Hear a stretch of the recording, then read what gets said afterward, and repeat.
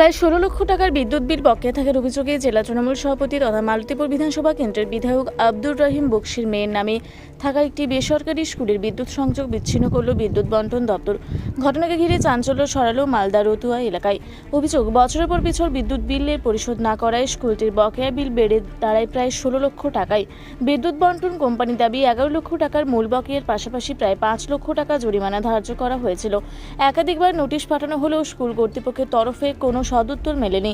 এরপরই গত সপ্তাহে স্কুলের বিদ্যুৎ সংযোগ বিচ্ছিন্ন করা হয়। এই ঘটনায় প্রশ্ন উঠছে, এত বিপুল পরিমাণ বকেয়া থাকা সত্ত্বেও এতদিন কেন কোনো কড়া পদক্ষেপ নেওয়া হয়নি। অভিযোগ, রাজনৈতিক প্রভাবের কারণেই বিষয়টি দীর্ঘদিন চাপা ছিল। এদিকে উত্তর মালদা বিজেপির সহ সভাপতি অভিষেক মিশ্র এই ঘটনায় তীব্র কটাক্ষ করেছেন। শিক্ষা প্রতিষ্ঠানের নাম করে লক্ষ লক্ষ টাকা আয় করা হলেও বিদ্যুতের বিল পরিশোধ করা হয়নি। তিনি আরও দাবি করেন, রতুয়ার একটি শিক্ষা প্রতিষ্ঠান নাকি সেচ দপ্তরের জমি দখল করে নির্মাণ করা হয়েছে। তার বক্তব্য, দুর্নীতির বিরুদ্ধে আমাদের সরকারের জিরো টলারেন্স নীতি রয়েছে। যারা অবৈধভাবে জমি দখল করে রেখেছে বা সরকারি পাওনা মেটাচ্ছে না, তাদের বিরুদ্ধে আইন অনুযায়ী ব্যবস্থা নেওয়া হবে।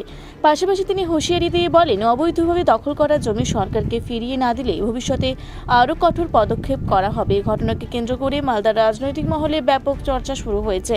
বিদ্যুৎ বন্টন কোম্পানির মালদার রিজিওনাল ম্যানেজার সৌমেন দাস জানিয়েছেন, বিগত দিনে রেজিনা খাতুনের নামে থাকা একটি স্কুলের বকেয়া বিদ্যুতের বিল পাহাড় প্রমাণ টাকায় পরিণত হয়েছিল। ১১ লক্ষ টাকার বিদ্যুতের বিলের পাশাপাশি ৫ লক্ষ টাকা জরিমানা নিয়ে মোট ১৬ লক্ষ টাকা বিদ্যুতের বিল পরিশোধ করার বারবার নোটিশ পাঠানো হয়। কিন্তু ওই স্কুল কর্তৃপক্ষের তরফ থেকে কোনো সদুত্তর না মেলায় অবশেষে বিদ্যুৎ বিচ্ছিন্ন করে দেওয়া হয়েছে। এই বিষয়ে দপ্তরে বিভাগীয় তদন্তের নির্দেশ দেওয়া হয়েছে। যদিও এই বিষয়ে আব্দুর রহিম বক্সি ক্যামেরার সামনে কোনো মুখ খুললেও তিনি জানান, বকেয়া বিদ্যুৎ বিল মিটিয়ে দেওয়া হবে। ইতিমধ্যে কিছুটা মিটিয়ে দেওয়া হয়েছে, তবে কেন এতদিন বিল পরিশোধ করা হয়নি সে বিষয়ে তিনি মুখ খুলেননি। নমস্কার। আজকে রাজ্য সরকারের এবং মুখ্যমন্ত্রীর নির্দেশে আমাদের কাছে কড়া বার্তা আছে যে প্রত্যেকটা ডিপার্টমেন্টের জায়গায় আমরা জিরো টলারেন্সে কাজ করে সেই জায়গায় আমরা রিপোর্ট পেশ করব এবং সার্ভিস দেব। বিদ্যুৎ দপ্তর তাদের মধ্যে একজন অন্যতম। সেখানে মালদা জেলায় আমরা উত্তরোত্তর বিভিন্ন রকম পরিষেবা বিদ্যুতের মাধ্যমে দিয়ে আমরাকে সেই জেলাকে একটা ভালো জায়গায় নিয়ে আসার চেষ্টা করেছি। কিন্তু কোথাও যদি কোনো রকম কোনো গাফিলতি বা কোনো বিলের আমাদের বিদ্যুৎ ব্যবহারের পরে সেই বিল মেটানোর কোনো রকম বকেয়া পড়ে থাকে, তার জন্য যথোপযুক্ত আমরা ব্যবস্থা নেবই। এবং এই ঘটনাটা শোনার পর আমরা ইমিডিয়েটলি অ্যাকশন নিয়েছি এবং দুটো স্কুলেরই কানেকশন কেটে দেওয়া হয়েছিল এবং তার মধ্যে অল্প সামান্য যেটা প্রায় ৫৬,০০০ সেই পেমেন্ট তারা করে দিয়েছে। বাকি যেটা রেজিনা খাতুনের নামে দেখা যাচ্ছে সেটার নামে কিন্তু বকলমে সেখানে দেখা যাচ্ছে স্কুলে, এবং সেটাতে প্রায় ১১ লক্ষ টাকা বিল বাকি আছে। সঙ্গে আমাদের যে এলপিএসসি সেটা প্রায় ৫ লক্ষ। আমরা আমাদের অফিস থেকে নিচের যে ডিভিশন, চাঁচল ডিভিশন এবং সাপ্লাই অফিস প্রধান পরানপুর, তাদেরকে আমাদের ইনস্ট্রাকশন দেওয়া হয়েছে তাদের 100% পেমেন্ট না পাওয়া পর্যন্ত কোনো রকম কানেকশন জোড়া যাবে না। এবং এই জেলাতেও আমরা যদি এই ধরনের কোনো রকম কেস আমাদের কাছে আসে, তার ইমিডিয়েট অ্যাকশন নিতে হবে। যেখানে সরকার এত সুন্দর পদক্ষেপ নিয়ে চলেছে, আমাদের বিদ্যুৎ দপ্তর, এর মধ্যে যদি কোনো অফিসার বা আমাদের কোনো কাউরির যদি কোনো গাফিলতি থাকে, তার সেই ধরনের অফিসিয়াল ব্যবস্থা নেওয়া হয়। আমরা তদন্ত করতে গিয়ে যেটা দেখতে পাচ্ছি যে উনি আমাদের সেই মালতীপুরের বিধায়ক রহিম বক্সি, এবং উনি হয়তো তার এই পলিটিক্যাল হাইপটা কাজে লাগিয়েছে এবং যাই হোক সেটার জন্যই হয়তো তার বিল এই বকেয়া। সেখানে আমাদের অফিসিয়াল বারবার চিঠি করেও দিয়েছে, কিন্তু আমাদের এটা নজরে আসাতে আমরা সাংঘাতিক এবং সঙ্গে সঙ্গে স্পট আমরা উইদিন 24 আওয়ার্স আমরা অ্যাকশন নিয়েছি এবং তাকে কমিউনিকেট করে দেওয়া হয়েছে এবং পুরো বিলটা কোনো রকমভাবে না হলে তার কানেকশন কখনোই রিকানেকশন হবে না। ওনার নামেই এটা আছে, এটা তো যেটা রেজিনা খাতুনের নামেই আছে, হবে কেউ একজন হয়তো, সেটা আমরা ডিটেলসে জাস্ট যতটুকু বুঝতে পারছি এটা রহিম বক্স সেটাই রয়েছে।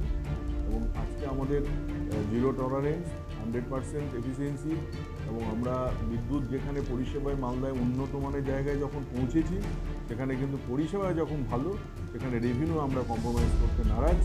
আমাদের মুখ্যমন্ত্রীর কড়া ইনস্ট্রাকশন আছে, আমরা সেইটাকে 100% ফলো করব।